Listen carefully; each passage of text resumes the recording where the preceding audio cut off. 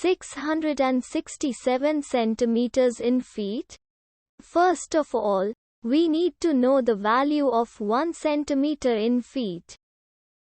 It's always 1 centimeter equals 0.03280839895 feet. Now we have to multiply 0.03280839895 by 667. Therefore, 667 centimeters times 0.03280839895 feet equals 21.8832020996 feet.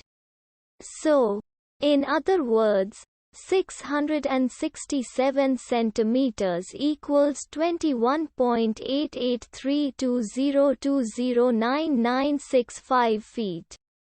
We hope you have enjoyed this video. Please like and subscribe to our channel for more videos like this.